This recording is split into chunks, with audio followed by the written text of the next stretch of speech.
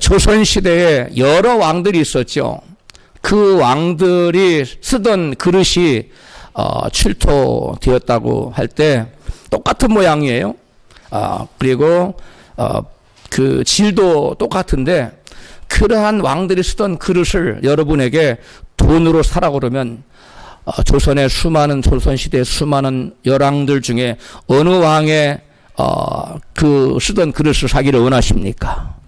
아마 모르긴 몰라도 대부분의 사람들이 세종대왕이나 또는 뭐 영조대왕 그런 분들의 그 쓰던 그릇을 사기를 원할 겁니다.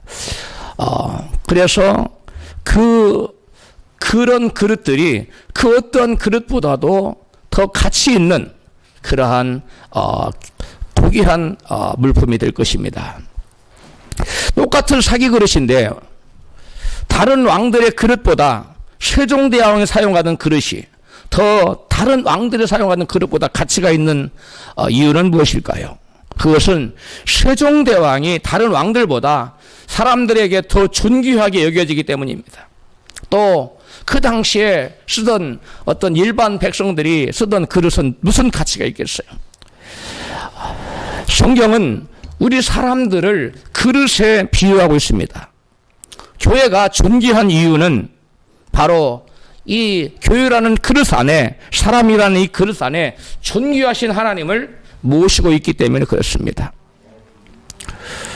고린도후서 4장 7절에 우리가 이 보배의 질그릇을 가졌으니 이는 능력의 힘이 큰 것이 하나님께 있고 우리에게 있지 아니함을 알게 하려 함이라 이렇게 말씀합니다. 이 말씀에서 보배는 바로 예수 그리스도의 복음을 가리키고 하나님의 성령을 가리키는 것이고 질그릇은 연약한 우리 인간을 뜻하는 것입니다. 인간은 능력의 한계가 있지만 능력의 한계가 없으신 하나님의 성령을 우리 안에 모시면 우리 인간은 무한한 하나님의 능력으로 살아갈 수가 있는 것입니다. 예수님께서는 분명 육신의 한계를 지니고 연약한 사람의 모양으로 이 땅에 오셔서 한 인간으로서 일생을 사셨습니다. 그러나 예수님은 육체를 가진 연약한 인간의 한계를 뛰어넘어 위대한 능력의 삶을 사셨습니다. 그 무엇이 인간으로 오신 예수 그리스도로 하여금 인간의 한계를 뛰어넘는 위대한 능력의 삶을 살게 하셨을까요? 그것은 바로 예수님께서는 예수님 당신 안에 그 몸 안에 무한한 능력을 가지신 하나님의 성령을 모시고 그 성령의 능력으로 사셨기 때문입니다. 그리스도는 내주하신 성령의 능력으로 귀신을 내쫓고 또 병든 자를 고치시고 죽은 자를 살리시며 또 갖가지 이적과 기적을 베푸셨습니다.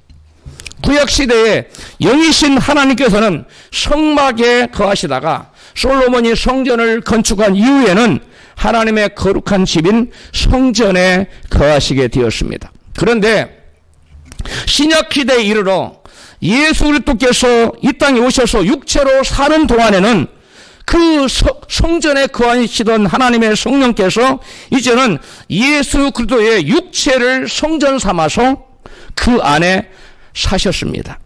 따라서 당시에 하나님의 성전은 솔로몬의 성전이나 헤롯 성전이 아닌 예수 그리스도의 육체가 바로 하나님의 성전이었던 것입니다. 즉 그리스도의 육체가 하나님의 영이 거하시는 하나님의 집이셨다는 것입니다. 요한복음 2장 19절에 예수께서 가라사대 때 너희가 이 성전을 헐라 내가 사흘 동안에 일으키리라. 유대인들이 가로되 이 성전은 46년 동안에 지었거늘 내가 3일 동안에 일으키겠느냐 하더라. 그러나 예수는 성전된 자기 육체를 가리켜 말씀하신 것이라. 예수님은 다른 인간과 다르게 하나님의 성령을 당신 안에 모시고 사셨기 때문에 당신 자신을, 당신의 몸을 뭐라고 그랬어요? 하나님의 성전이라고 가르쳐 말씀하셨던 것입니다. 그리스도는 인간이셨지만 인간의 한계를 뛰어넘는 위대한 삶을 사셨던 것은 바로 하나님의 성령을 당신 안에 모시고 그 성령의 능력으로 일생을 사셨기 때문입니다. 인간의 육체에 하나님의 성령을 모시고 살았다는 점에서 예수님은 참된 인간의 표본이요 참된 교회의 표본이라고 말할 수 있습니다. 원래 아담은 그 안에 최초의 인간 아담을 말합니다. 아담은 그 안에 그 마음의 왕좌에 하나님 모시고 하나님과 하나가 되어서 하나님과 더불어 교제하며 하나님께 예배하고 하나님 은혜를 받고 행복하게 살았습니다. 그런 면에서 아담은 당시에 거룩하신 하나님의 거하시는 집이요 하나님의 성전이었던 셈입니다. 그러나 아담이 죄를 지어 하나님께서 그 아담의 육체에서 떠나시자 인간의 육체는 아담 이후로 더 이상 하나님이 거하시는 성전이 아니라 마귀가 사는 마귀의 집이 되고 말았습니다. 죄를 지어 마귀의 거처가 되어버린 인간을 그리스도께서 피로 값주고 사셔서 하나님께 드리셔서 하나님이 거하시는 교회로 하나님의 성전으로 삼으셨습니다. 사도행전 20장 28절입니다. 성령이 저들 가운데 너희로 감독자를 삼고 하나님이 자기 피로 사신 교회를 치게 하셨느니라. 보살피게 하셨느니라. 하나님이 자기 피로, 하나님은 영이시기 때문에 피가 있어요 없어요? 없습니다. 그런데 자기 피라고 그랬잖아요. 그 여기서 말하는 하나님은 누구를 가리킵니까? 육체를 가지고 오신 예수님을 말하는 거예요. 예수님의 피로, 예수께서 피로 값주고 저와 여러분을 사셔서 교회를 삼으시고 하나님께 들으셨다는 거예요. 그래서 하나님이 거하실 수 있는 성전을 삼으셨다는 겁니다. 그리스도께서 자기 피로 사신 교회를 하나님께 들으셨다고 계시록 5장 9절에 말씀합니다. 같이 읽습니다. 일찍 죽임을 당하사 각 족속과 방언과 백성과 나라 가운데서 사람들을 피로 사서 하나님께 드리시고 아멘. 그래서 교회는 다시금 마귀의 소유로 팔려갔었는데 아담의 범죄 이후에 다시금 하나님의 소유가 되었고 하나님의 영이 거하시는 거처요 하나님의 장막이요 하나님의 성전이요 하나님의 집이 되었습니다. 히브리서 3장 4절에 이것을 말씀합니다. 집마다 지은 이가 있으니 만물을 지으신 이는 하나님이시니라. 6절 그리스도는 그의 집 맡은 아들로 충성하였으니 무슨 집이에요? 하나님의 집을 말합니다. 교회를 말합니다. 충성하였으니 우리가 끝까지 견고히 잡으면 그의 집이라. 우리가 믿음을 끝까지 붙들고 있으면 우리가 하나님의 집이라는 거예요. 우리가 우리 안에 하나님이 거하시는 하나님의 성전이 된다는 겁니다. 할렐루야. 교회는 하나님께서 거하시기 위해 그리스도께서 피로 값주고 사셔서 하나님께 드리신 하나님의 거룩하신 집이요 하나님의 성령의 공동체인 것입니다. 그러므로 진정한 교회는 성령께서 내주하시고 또 성령께서 마음대로 주장하시고 성령께서 역사하시는 하나님의 거룩한 공동체요 하나님의 거하시는 집이어야만 하는 것입니다. 교회라고 말하는데 하나님의 거하실 수 없어요. 하나님 모시지 않아서는 교회가 아니에요. 또 모시긴 모셨어요. 그런데 하나님의 성령께서 그 사람을 주장할 수가 없어요. 자기가 마음대로 살아요. 그건 교회라고 할 수 없어요. 진정한 교회는 하나님을 모셔야 되고 성령님을 모셔야 되고 또 성령님의 뜻대로 움직여야 돼요. 성령께서 그 안에 왕성하게 활동하는 사람, 이 사람이 진정한 교회인 줄로 믿습니다. 사람들로 북적대고 넘쳐날지라도 그 교회에 성령께서 안 계시거나 또 성령께서 그 사람을 그 교회를 주장하지 못한다면 진정한 교회라고 말할 수가 없습니다. 어떤 목사님이 환상 중에 정말 크고 아름답고 사람들이 어마어마하게 보이는 그러한 교회를 보고 하나님께 너무나 감탄사가 들려나 하나님 너무 감사합니다. 이렇게 아름다운 교회를 세워주시고 감사하고 찬양을 했더니 우리 주님께서 그 목사님에게 이렇게 말씀하시는 겁니다. 그 교회는 나만 없고 모든 것이 다 있다. 그 교회는 다 있는데 나는 없다. 교회입니까 아닙니까? 교회일 수 없습니다. 안타까운 얘기입니다. 사람의 눈으로 볼 때 모든 것을 갖춘 교회처럼 보일 수 있지만 하나님의 영이 없는 그리스도 영이 없는 하나님의 성령이 계시지 않는 교회는 참된 교회가 아니라는 것입니다. 하나님의 성령이 없는 교회는 마치 물 없는 우물과 같고 열매 없는 가을 나무와 같고 생명 없는 시체와 같은 것입니다. 따라서 본질적으로 교회는 성령이 머무시는, 성령이 거하시는 거룩한 집이어야 되고 성령이 역사하시는 거룩한 공동체가 되어야만 한다는 것입니다. 그러므로 교회는 반드시 필히 성령을 모셔야 하고 그분의 지체가 되어 그분과 함께 같이 숨쉬고 호흡하며 같이 동행하고 그분의 인도함 받는 삶을 사는 그러한 공동체, 그러한 각 개개인이 부름받은 사람들이 바로 교회인 것입니다. 할렐루야. 교회가 교회되기 위해서 교회에 없어서는 안 되는, 반드시 있어야만 되는 것은 무엇일까요? 교회가 교회되기 위해서 없어서는 안 되는 것은 성령 하나님이십니다. 다른 것이 다 있어도 하나님의 성령이 계시지 않으면 교회일 수 없어요. 교회는 그러면 성령 하나님을 교회는 반드시 모시고 있어야 되는데 그러한 교회는 어떻게 하면 성령을 모실 수 있을까요? 어떻게 하면 성령을 받을 수 있을까요? 가장 먼저 하나님의 성령께서는 죄를 회개한 사람에게 임하십니다. 따라 합시다. 성령님은 죄를 회개한 사람에게 임합니다. 사도행전 2장 본문이죠. 같이 읽습니다. 36절부터. 이스라엘 온 집이 정령 알지니 너희가 십자가에 못 박은 이 예수를 하나님이 주와 그리스도가 되게 하셨느니라 하니라. 저희가 이 말을 듣고 마음에 찔려 물어 가로되 형제들아 우리가 어찌할꼬 하거늘 너희가 회개하여 각각 예수 그리스도 이름으로 세례를 받고 죄 사함을 얻으라. 그리하면 성령을 선물로 받으리라. 어떻게 하면 성령을 선물로 받는다고요? 회개하라는 거예요. 회개하면 성령을 선물로 받는다고 베드로는 설교하고 있는데 이 베드로의 설교 요점이 바로 이것입니다. 하나님께서 너희가 십자가에 못 박아 죽인 예수를 너희의 주와 그리스도로 삼으셨는데 너희들은 그 예수를 너희의 주로, 즉 너희의 왕으로 영접하기는커녕 도리어 너희가 십자가에 못 박아 죽였다는 것입니다. 그러니 너희는 하나님 너희 주와 너희의 왕으로 삼으신 예수를 너희의 주와 너희의 그리스도 영접하고 그분을 너희의 주인과 왕으로 섬기라는 것입니다. 이제까지는 너희가 예수를 너희의 그리스도로 너희의 주인으로 너희의 왕으로 영접하지 않고 섬기지 않았는데 그것을 회개하라는 거예요.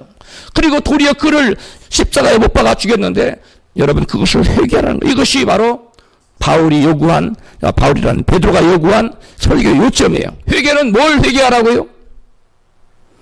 자기들이 주인 되어 살았던 것.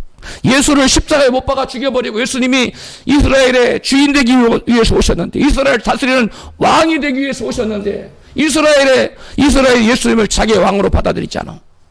그리고 도리 예수를 십자가에 못 박아 버렸어요. 바로 그런 것을 회개하라는 거예요. 그리고 너희는 회개하고 예수를 너희의 주로 영접하고 예수를 너희의 왕으로 그리스도로 영접하고 그를 너희의 주로 주인으로 너희의 왕으로 섬기라는 것이 이것이 바로 사도 베드로가 이스라엘에게 회개를 촉구한 회개의 내용입니다. 할렐루야. 지금도 예수 그리스도를 자기의 주인으로 왕으로 영접하지 않은 사람은 여전히 이스라엘처럼 그리스도를 십자가에 못 박아 죽이는 사람입니다. 그래서 베드로는 성령의 감당으로 이와 같이 말씀을 이어갑니다. 본문 사도행전 2장 39절입니다. 이 약속은 너희와 너희 자녀와 모든 먼데 사람 곧 주 우리 하나님이 얼마든지 부르시는 자들에게 하신 것이라 하고 또 여러 말로 확증하며 권하여 가로되 너희가 이 패역한 세대에서 구원을 받으라 하니 아멘. 여기 성령을 받으려면 예수를 뭘로 영접하고 주인으로 영접하고 또 왕으로 그러한 영접하고 왕으로 믿지 않은 죄를 너희뿐만 아니라 너희 자손까지 그리고 여기 있는 사람뿐만 아니라 먼 데 있는 사람까지 오고 오는 모든 사람 그러니까 모든 세대를 초월하고 또 모든 지역을 초월하여 어느 지역에 있던 어느 세대에 살던 모든 사람이 예수를 주님으로 예수를 자기 왕으로 영접하지 않고 그렇게 믿지 않고 섬기지 않은 사람은 그 죄를 뭐 하라는 거예요? 회개하라는 거예요. 그래야 너희는 이 패역한 세대에서 뭘 받을 수 있다? 구원을 받을 수 있다고 말한 것이죠. 그러므로 성령이 임해야 여러분 하는데 이 성령이 누구에게 임하느냐? 바로 이러한 죄를 예수님을 자기 주인으로, 예수님을 자기 왕으로 섬기지 않고 믿지 않은 죄를 회개해야만 여러분 그에게 성령이 임하신다고 말씀하고 있어요. 다음으로 성령 하나님께서는 옛사람이 죽고 예수 그리스도 이름으로 세례를 받은 사람이 임한다고 말씀합니다. 본문 사도행전 2장 38절 시작. 너희가 회개하여 각각 예수 그리스도 이름으로 뭘 받고 세례를 받고 죄사함을 얻으라. 그리하면 성령을 선물로 받으리니. 아멘. 베드로는 예수 그리스도 이름으로 세례를 받고 죄사함을 받으면 성령을 받을 것이라고 증거합니다. 그런데 여기에 세례를 받는 것이 무엇을 의미합니까? 세례를 받는 것은 단지 물속에 들어갔다 나오는 침례 의식을 말하는 것이 아닙니다. 그것이 아니라 로마서 6장 4절에 침례의 의미를, 세례의 의미를 이같이 설명합니다. 같이 읽습니다. 그러므로 우리가 그의 죽으심과 합하여 세례를 받음으로 그와 함께 장사되었나니. 세례받은 것은 그와 함께 뭐 한 거예요? 죽어서 장사된 거예요. 6절, 우리 옛사람이 예수 앞에 십자가에 못 박힌 것은 무슨 말이에요? 우리 옛사람이 예수 앞에 십자가에 못 박혀 죽어서 장사된 것, 이것이 세례받은 거예요. 그러므로 우리가 성령을 받으려면 뭘 받아야 되는데? 세례를 받아야 되는데, 그 세례가 의미하는 바는 뭐라고요? 우리 옛사람이 죽은 것을 말하는 거예요. 그래서 계속 읽어요. 시작. 박힌 것은 죄의 범이 멸하여 다시는 죄에게 종로로 타지 아니하려 함이니. 베드로가 세례를 받으라고 한 말을 가지고 바울은 옛사람을 십자가에 그리스도와 함께 못 박아 죽이고 새 사람 되는 것으로 표현하고 있어요. 베드로는 뭐라고 표현했는데? 베드로는 뭐라고 표현했어요? 세례를 받으라고 표현했어요. 바울은 뭐라고 표현했어요? 그 똑같은 얘기를. 옛사람을 죽이는 것을 말합니다. 그리고 옛사람 죽고 어떤 사람으로 되는 것? 죄에게 더 이상 종로로 타지 않은 새 사람 되는 것. 이것이 바로 세례를 받으라는 것. 즉 옛사람, 죄를 사랑하고 세상을 사랑하고 마귀와 하나 된 그 옛사람을 죽이는 거예요. 그리고 그리스도를 사랑하고 진리를 사랑하고 하나님 말씀에 순종해서 사는 새 사람 되는 것. 이것이 바로 세례를 받는 거예요. 그 세례를 받는 사람에게, 즉 옛사람을 죽이는 자에게 뭐가 임한다고요? 하나님의 성령이 임하신다는 거예요. 다음으로 하나님의 성령께서는 간절히 기도하는 사람에게 임합니다. 누가복음 11장 13절입니다. 같이 읽어요.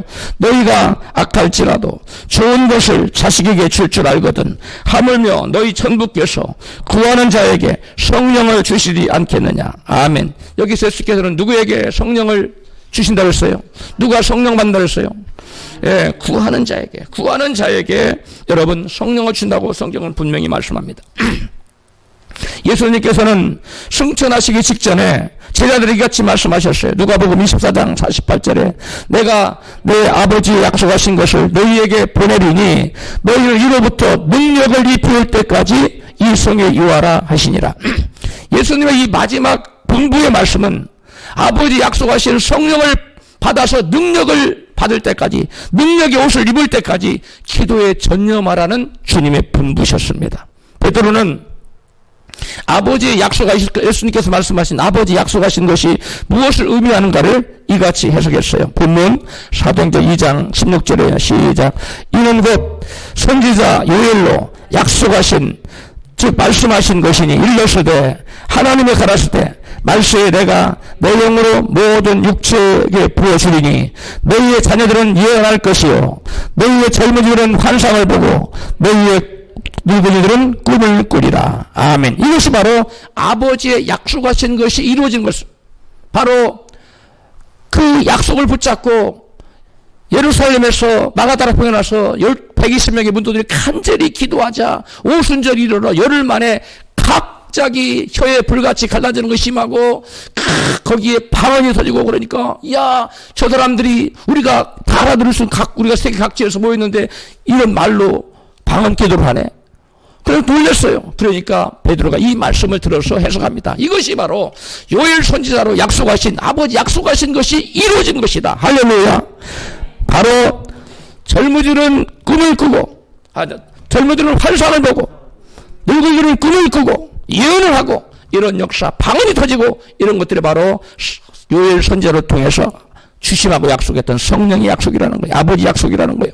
예수님은 성천하시기 직전에 사도들에게 아버지 약속하신 것을 이같이 말씀해 주셨어요. 사도행전 1장 4절 본문이죠. 같이 읽습니다. 사도와 같이 모이사 저희에게 분부하여 가라실 때 예루살렘을 떠나지 말고 내게 들은 바 아버지의 약속하신 것을 기다리라. 요한은 물로 세례를 베풀었으나 너희는 맨날이 붙어 성령으로 세례를 받으리라 하시니라.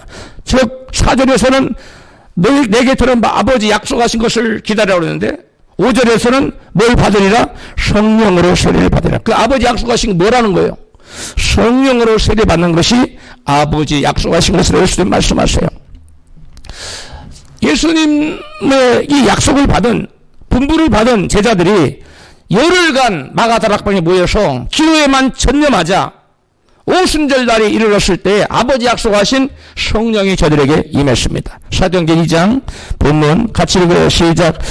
오순절날이 이미 이르매 저희가 다 같이 한 곳에 모였더니 불에 혀같이 갈라지는 것이 저희에게 보여 각 사람 위에 임하여 있더니 저희가 다 성령의 충만함 받고 성령의 말을 하심을 따라 다른 방언으로 말하기를 시작하니라. 아멘. 여기 보니까 예수께서 말씀하신 성령으로 세례를 받는다고 이게 저희가 다 성령의 충만함 받게 돼. 이것이 바로 아버지 약속하신 것이 저들에게 임한 것이라는 거예요. 할렐루야. 그러므로 우리는 열심으로 여러분 기도할 때 사도 120문도가 모여서 간절히 기도할 때 성령이 임한 것처럼 오늘날도 우리가 뜨겁게 기도하면 그 뜨겁게 모여서 기도하는 자들에게 성령을 주십니다. 할렐루야. 다음으로 성령 하나님께서는 말씀에 순종하는 사람에게 임합니다. 사도행전 5장 32절 시작. 우리는 이 일의 증인이요 하나님이 자기를 순종하는 사람들에게 주신 성령도 그러하니라. 아멘. 여기 보니까 누구에게 성령을 준다고요? 하나님이 자기를 순종하는 사람들에게, 하나님의 자기를 순종하는 자에게 주신 성령이라고 되어 있잖아요. 성령은 하나님 말씀에 순종하는 자들에게 주어진다는 거예요. 감람산에서 예수님의 승천하심을 본 사람들이 고린도후서에 보면 500명이 하늘로 올라가신, 구름을 타고 올라가신 예수님 모습을 바라봤다고 그랬어요. 그 하늘 올라가기 직전에 예수님이 분부하시기를 너희는 예루살렘 땅을 떠나지 말고 아버지 약속하신 것을 간절히 기다리라. 이 성에 머무르라. 그렇게 분부를 했어요. 근데 그 분부의 말씀을 듣고 순종한 사람들이 몇 명이었느냐? 120명이었다는 거예요. 사도행전 1장 12절입니다. 제자들이 감람원이라는 산으로부터 예루살렘에 돌아오니 13절 저희가 저 이와는 다락에 올라가니 더불어 마음을 같이하여 오로지 기도에만 힘쓰니라. 모인 무리의 수가 한 120명이나 되더라. 아멘. 몇 명이 모였다고요? 120명. 500명이 예수님의 분부를 받았습니다. 승천하시기 전에 너희들은 예루살렘을 성을 떠나지 말아라. 그리고 내가 말한 아버지 약속하신 것을 기다리라고 했는데, 기도하면서 기다리라고 했는데 그 500명 중에 예수님 말씀에 순종하여 약속을 붙들고 전혀 기도에 힘쓴 사람은 몇 명이었습니까? 120명. 바로 그 120명만 성령을 받았을까요? 아니면 딴 데 가서 그 자리에 있지 않고 그 예루살렘 성에서 기도하자고 지방에 출장 가거나 자기 개인적으로 일을 본 사람에게도 성령이 동일하게 임했을까요? 120명. 말씀에 순종한 그 사람에게만 약속하신 성령이 임하는 것입니다. 오늘날도 믿는다고 하는 수많은 사람들이 너희는 내가 재림하여 다시 올 것이다. 나의 신랑 신부를 데리러 올 것이다. 그러이들은 깨어서 기름 준비하고 나의 다시 올 것을 기다리라 하고 주님 분부하셨는데 많은 사람들이 공사가 다방해요. 그래서 신랑 되시는 주님을 맞이할 준비를 하지 않고 기름 준비하지 않고 자기 개인 일에 열심을 합니다. 재림하신 주님 맞이할 준비를 게을리하고 기름 준비를 게을리하고 있어요. 그런 사람들에게는 그날이 성경에 그날이 그 사람들에게는 덫과 같이 말 것이라고 했어요. 신랑이로다 맞으러 나오라 하는 소리가 떨어졌을 때 주님 맞을 기름이 없는 거예요. 불을 밝힐 기름이 더 이상 남아있지가 않은 거예요. 그러므로 우리는 여러분 여기서 교훈을 삼아야 됩니다. 500명이라는 사람들이 말씀을 받고 분부를 받고 기다리라고 했는데 그 말씀에 순종하지 않고 자기 개인적인 일을 우선시하다가 그들은 하나님의 약속을 받지 못해 거룩하신 하나님의 성령을 받지 못했습니다. 마찬가지로 이 시대에도 우리는 깨어있어서 주님 맞이를 준비하는 사람만이 재림하러 오시는 신랑, 신부를 데리러 오시는 신랑을 맞을 수 있게 될 줄로 믿습니다. 미국의 유명한 부흥사였던 찰스 피니가 아주 유명한 말씀을 했어요. 죄인들이 회개하지 않는 것이 죄가 되는 것처럼 그리스도인이 성령으로 충만하지 않는 것도 죄가 된다라고 바로 찰스 피니는 말하고 있어요. 죄인들이 죄를 회개하지 않는 게 뭐예요? 죄예요. 누가 지옥 갑니까? 죄를 안 지은 사람이, 죄를 지은 사람이 지옥 갑니까? 죄를 회개하지 않는 사람이 지옥 갑니까? 죄를 짓고도 회개하지 않는 사람이 왜? 죄의 문제가 해결돼요. 여러분, 죄를 회개하지 않는 것은 죄 중에 죄예요. 그와 마찬가지로 그리스도인이, 나는 그리스도인이에요, I am a born again Christian, 이렇게 말하면서 성령을 받지 않아, 성령으로 충만하지 않아, 그건 죄라는 거예요. 왜 그래요? 성령을 받지 못한 사람은 순종하고 싶어도 순종이 안 됩니다. 순종할 수 있는 능력이 없어요. 충성하고 싶은데 충성할 수 있는 능력이 없어요. 하나님의 말씀으로 살고 싶은데 말씀대로 살 수 있는 능력이 없습니다. 그래서 성령 받지 못하는 것은 죄가 된다고 말씀하고 있어요. 그 다음에 교회가 하나님의 성령의 기름을 준비하지 않으면 안 되는 이유가 무엇일까요?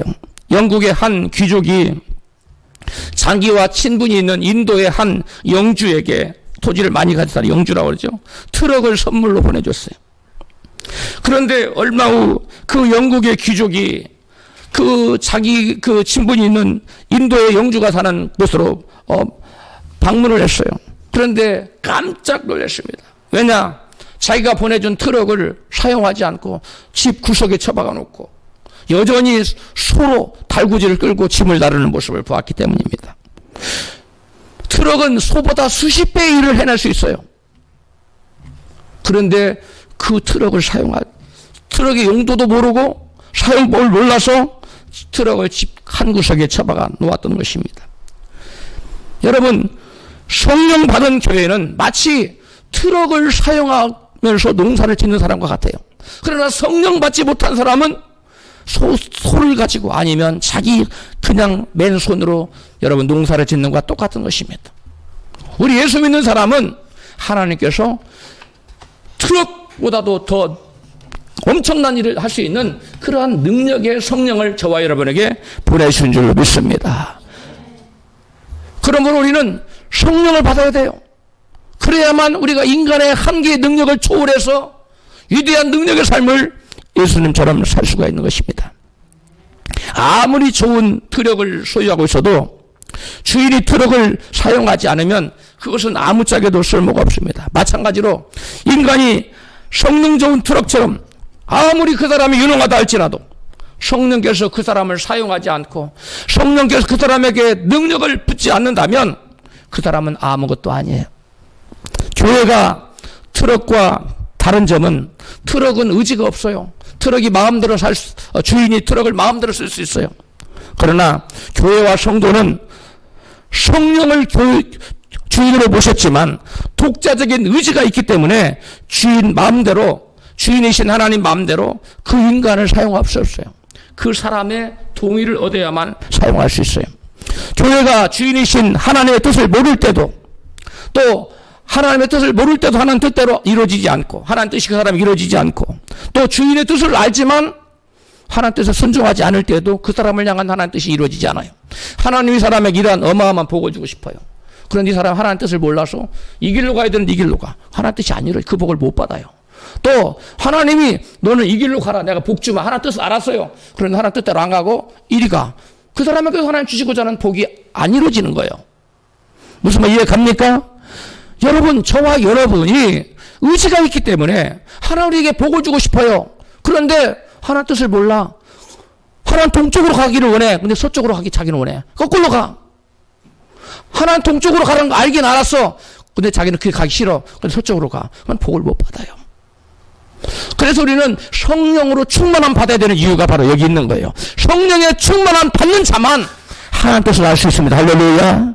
성령으로 충만함 받는 사람만이 하나님 뜻을 알고 그 뜻에 순종할 수 있어요. 성령으로 충만함 받지 못한 사람은 하나님 뜻을 알 수도 없고 하나님 뜻을 알아도 순종할 수 없어서 하나님의 복을 받지 못하는 것입니다. 할렐루야.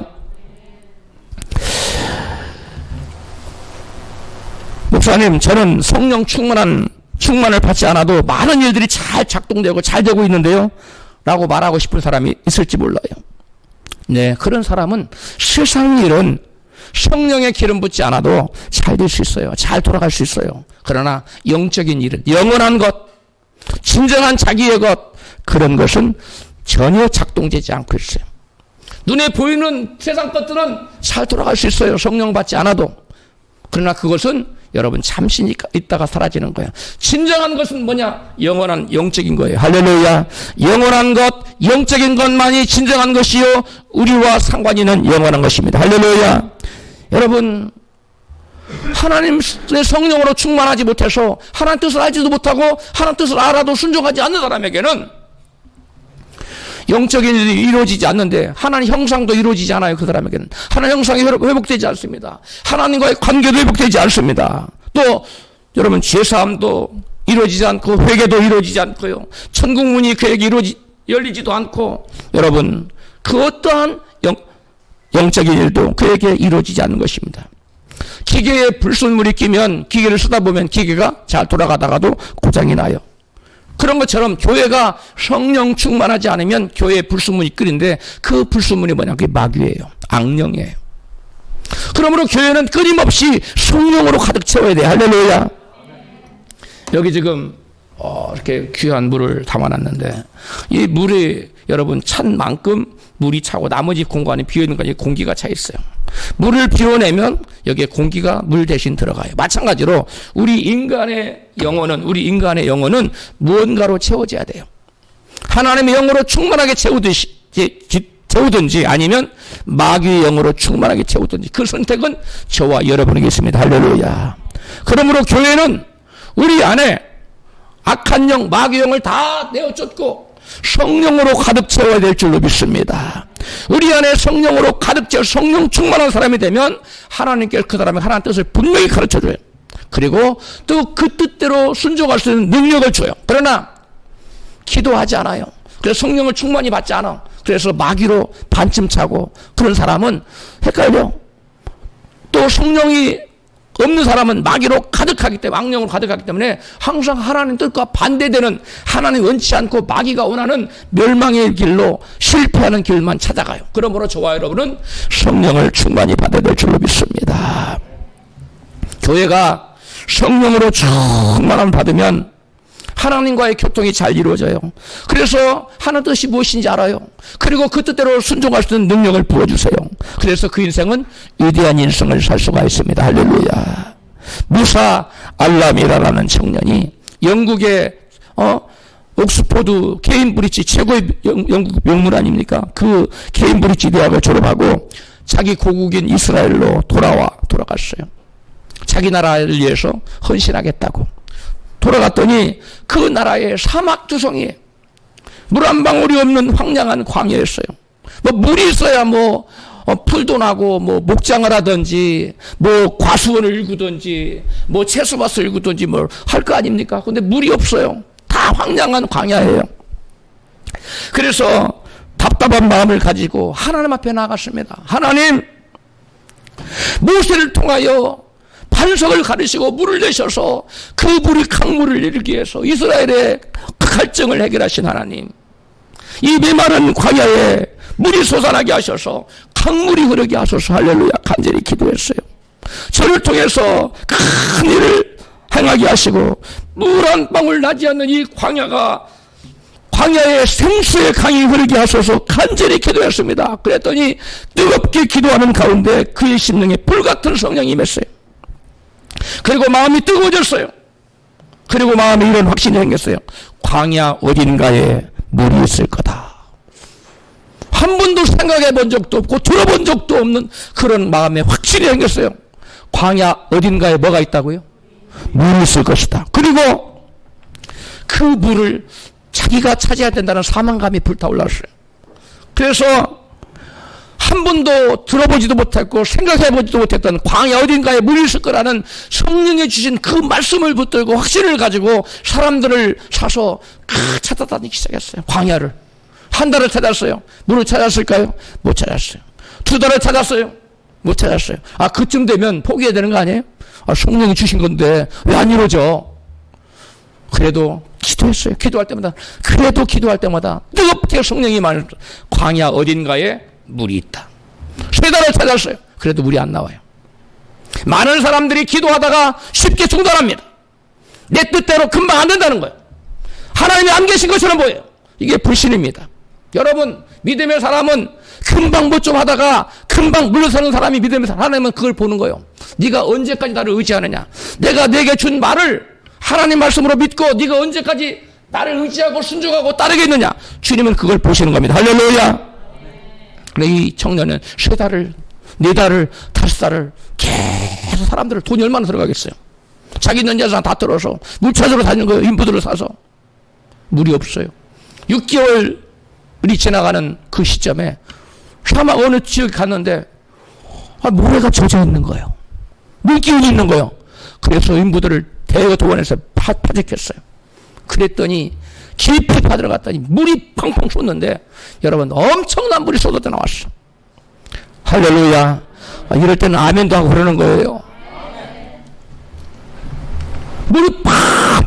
그래서 계속 답사를 계속 했는데 얼마만 그런 물이 무려 15군데나 더 15군데가 더 나왔어요. 그런 것이.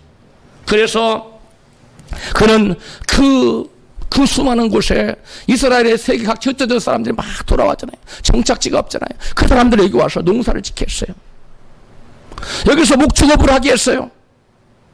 땅을 일구고 밭을 일구고 논을 일구고 이게 바로 이스라엘의 키부츠 운동을 일으키는 근간이 됩니다.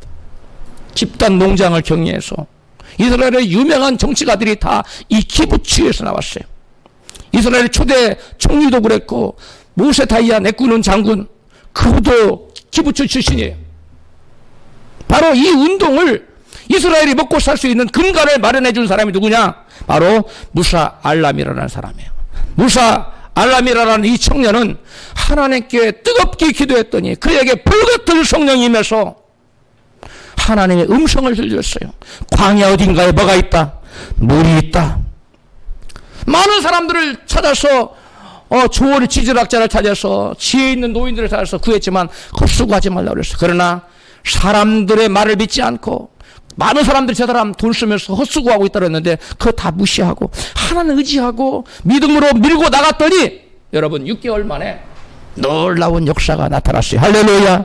보통 사람 같으면 한 달 아니면 아마 보름도 못 달 좀 찾다가 내가 잘못 들었구나. 응? 이렇게 하고 말 겁니다. 그러나 여러분 성령이 충만한 사람은 기도를 중단하지 않습니다. 그리고 그것이 하나님 말씀인 것을 계속 확신을 갖게 돼요. 그리고 끝까지 그 일이 이루어질 때까지 밀고 나갑니다. 할렐루야. 이게 믿음의 사람이에요. 그러나 믿음 없는 사람은 조금 해보다가 자기 생각대로 안 될 때 주저앉아요. 포기해요. 하나님 원망해요. 이웃을 원망합니다. 이건 믿음이 아니에요. 하나님은 그 어떤 위대한 일을 우리에게 하실 때 귀한 것을 주실 때 그냥 주시는 것이 아니라 뭘 보고 주시느냐? 네가 과연 나를 믿고 의지하느냐? 네가 과연 이래도 내게 충성할 수 있느냐? 여러분 믿음을 보시고 주십니다. 할렐루야. 우리가 생각할 때는 그렇게 열심히 기도했는데 한 달쯤 찾으면 금방 물이 펑펑 쏟아나게 해야 될 거 아니에요. 그러나 그렇게 했을 때 이 청년은 아마 교만해서 넘어졌을 겁니다. 하나님 그걸 아시고 이 청년이 믿음이 완전해질 때까지 위대한 성공을 거두어도 교만하지 않고 자고해지지 않도록 할 때가 될 때가 하나님 때를 기다린 거예요. 그러므로 저와 여러분 어떤 일이 쉽게 되지 않는다고 낙심하지 말고 뒤로 물러가지 말고 믿음으로 계속 나가서 하나님께 믿음을 보이십시다. 할렐루야. 오직 성령이 너희에게 임하시면 너희가 다이너마이트 같은 강력한 하나님의 권능을 받는다고 예수님은 말씀합니다. 그 같은 성령 하나님의 강력한 능력이 임하며 황무한 땅을 옥토로 변화시킬 수 있는 기적을 체험할 수 있는 거예요. 성령이 말 사람에게. 인간은 한계가 있지만 무한하신 성령을 받으면 그분의 능력으로 알람이라는 청년처럼 한계를 뛰어넘는 위대한 능력의 삶을 살 수가 있는 것입니다. 또 마지막으로 교회에 임하신 성령께서는 교회를 통해 무슨 일을 하실까요? 가장 먼저 성령님은 교회를 돕고 인도하며 변호하시는 보혜사이십니다. 따라서 합시다. 보혜사. 원래 보혜사는 예수님을 가리키는 말이었어요. 예수님께서는 제자들에게 당신과 같은 일을 하실 다른 보혜사를 보내시겠다고 같이 약속하세요. 요한복음 14장 16절 시작. 내가 아버지께 구하겠으니 그가 또 다른 보혜사를 너희에게 주사 영원토록 너희와 함께 있게 하시리니. 아멘. 원래 보혜사는 누구를 가리키는 말이었다고? 예수님을 가리키는 말이었어요. 보혜사라는 말은 파라클레토스라는 말인데 요한 1서 2장 1절에 같이 읽습니다. 만일 누가 죄를 범하면 아버지 앞에서 우리에게 대언자가 있으니 곧 의로우신 예수 그리스도시라. 아멘. 여기 보니까 대언자라는 말이 나오지요. 이 말이 똑같은 파라클레토스라는 말이에요. 아까 내가 너에게 보혜사를 보내주겠다는 그 말이나 이 보혜사라는 말, 여기는 대언자, 이 대언자나 보혜사가 똑같은 말이에요. 원래 그래서 보혜사는 누구였다고요? 예수 그리스도 자신이 보혜사였어요. 그런데 예수께서는 제자들에게 당신과 구별되는 다른 보혜사를 보내주시겠다고 말씀해요. 자, 여러분에게 묻겠습니다. 자, 여기를 보십시오. 이거 다른 겁니까? 같은 겁니까? 다른 거예요. 그러면 이 보드마커인데요. 이거 같은 겁니까? 다른 겁니까? 이거 같은 거요. 같은 거요. 같은데 이거하고 이거 달라요? 같아요? 이건 달라요. 그래서 다른 보혜사예요. 이해 갔습니까? 자, 다시요. 이것과 이거는 같아요? 달라요? 달라요. 이거는 보드고 이건 볼펜이에요. 자, 그런데 이번에는 다른 보혜사. 자, 이거는 다 뭐예요? 보드 마커예요. 근데 이것과 이것은 다 같은 보혜사, 같은 보드 마커인데 다른 보혜사. 이 보혜사가 아니라 이 보혜사를 보내겠다. 할렐루야. 무슨 말이에요? 똑같은 역할을 하고 똑같은 영역을 가지신 성령님을 보내시겠다는 거. 할렐루야.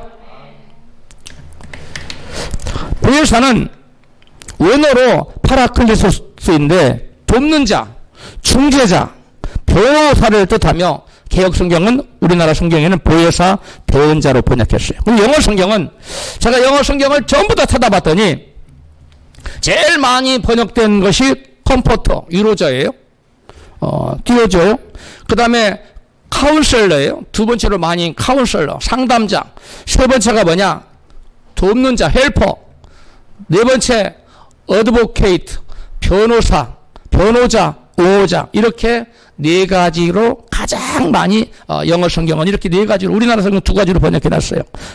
이로부와 성령님은 교회의 위로자가 되시며 교회의 앞길을 진로로 인도하시는 상담자가 되시고 또 우리의 힘들 어려운 일을 도와주시는 돕는 자가 되시고 헬퍼가 되시고 또 변호사, 우리를 옹호해 주시고 변호해 주시고 지켜주시는 변호사가 되신다는 거예요. 그 다음에 성령님은 교회를 위해 진리를 계시하는 분이셔요. 요한복음 15장 26절.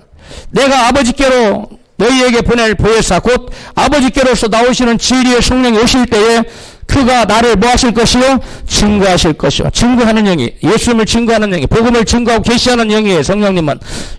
요한복음 14장 26절. 보혜사 곧 아버지께로서 내 이름으로 보내실 성령, 그가 너희에게 모든 것을 뭐 하시고 가르치시고 내가 너희에게 말한 모든 것을 뭐 하리라? 생각나게 하시리라. 아멘. 우리를 진리로 인도한다는 거예요. 요한복음 16장 7절. 내가 떠나가지 아니하면 보혜사가 너에게로 오시지 아니할 것이요.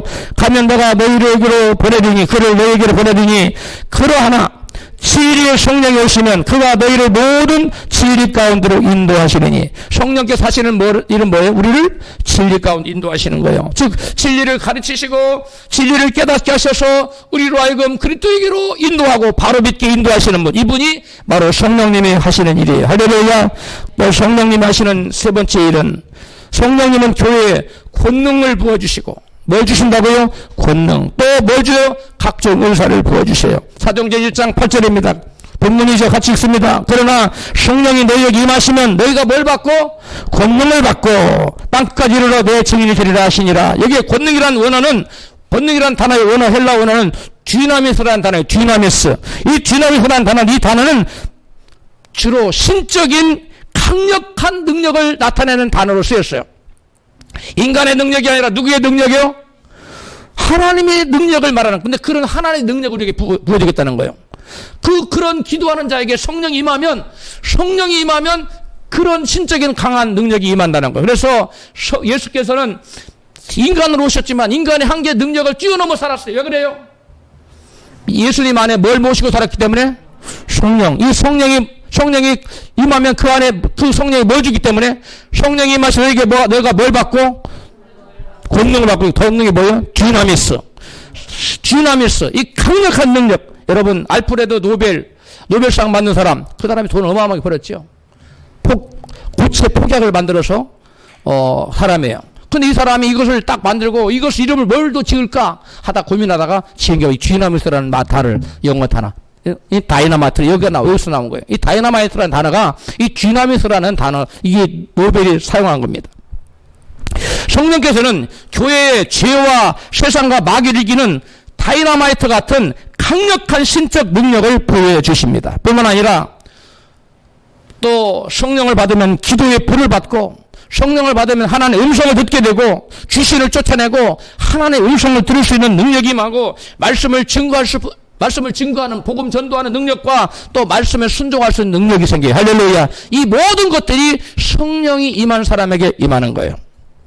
알람이라는 청년이 키부츠 운동을 일으킬 수 있었던 것은 성령을 받고 무슨 능력을 받았기 때문에? 하나의 음성을 듣는 능력, 확신. 광야 어딘가에 물이 있다는 건 누가 들어본 적도 없고 한 번도 생각해 본 적이 없는데 하나님의 성령으로 말미암아 이러한 여러분 음성을 듣게 돼요. 그래서 그가 위대한 일을 할 수 있었던 거예요. 그리고 성령께서는 교회에 각종 은사를 부어주십니다. 고린도전서 12장 8절에 성령으로 말미암아 어떤 얘기는 지식의 말씀, 어떤 얘기는 지혜의 말씀, 어떤 얘기는 믿음의, 어떤 사람은 신유, 능력 행함, 예언, 영불별, 방언 통언을 주신다고 말씀하고 있어.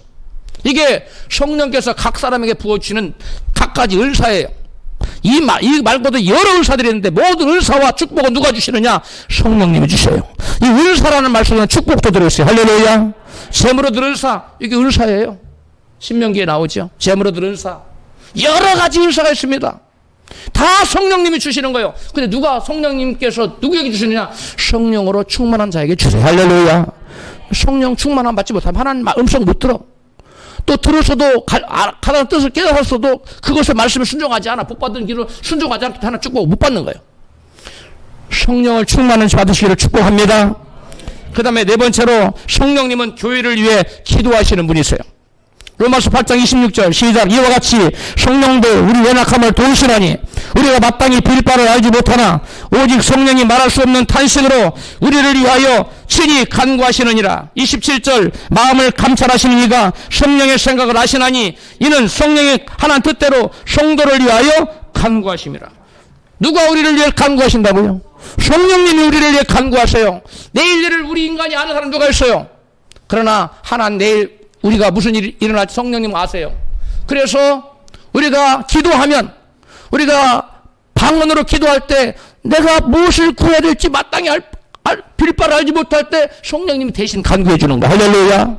여러분, 방언을 못하신 분은 죄야 하고 있어도 그 주열 속에 내일을 대비해서 하나님이 친히 대신 간구해 주시는 거예요. 할렐루야.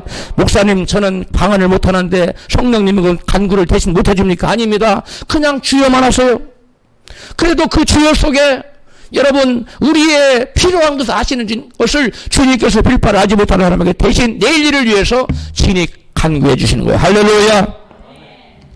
그 다음에 마지막으로 성령님은 교회를 하나 되게 하시는 분이세요. 에베소서 4장 3절입니다. 평안에 매는 줄로 성령의 하나 되게 하신 것을 힘써 지켜라. 몸이 하나예요. 성령이 하나이니 이와 같이 너희가 부르심의 한 소망 안에서 부르심을 얻었느니라. 아멘. 그리스도의 몸인 교회가 모두 그리스도의 지체로서 하나입니다. 성령님은 교회를 온전하게 하시고 또 하나 되게 하시는 분이세요. 성령님은 일치의 영으로 그 어떤 공동체에도 성령이 계신 곳에는 일치의 역사가 나타나고 화목의 역사가 나타나고 평화의 역사가 나타납니다. 그러나 성령님이 계시지 않는 곳에는 악령들이 역사하여 이간질시키고 싸우게 하고 분열시키는 역사가 나타나는 것입니다. 사람으로 오신 예수 그리스도께서 인간의 한계를 뛰어넘어 능력의 삶을 산 것은 그분 안에 누구를 모시고 살았기 때문에, 능력의 성령을 모시고 살았기 때문에 가능했던 것이에요. 예수님뿐만 아니라 우리 모두도 그렇습니다. 교회가 성령을 충만히 받을수록 그만큼 하나님의 능력으로 충만한 위대한 능력의 삶을 살 수가 있지만, 교회가 성령의 능력으로 충만을 받지 못하면 그만큼 하나님의 성령의 능력이 아닌 사람의 힘으로만 살 수밖에 없어요. 그리고 때로는 마귀에게 조정을 받아서 거꾸로 가는 인생을 살 수밖에 없어요. 우리 모두 교회를 하나님의 거룩한 집으로 삼고 함께 살고자 하여 오시는 성령님을 모시고 그분의 능력으로 위대한 인생을 살아가시는 저와 여러분 되시기를 주의 이름으로 축원합니다.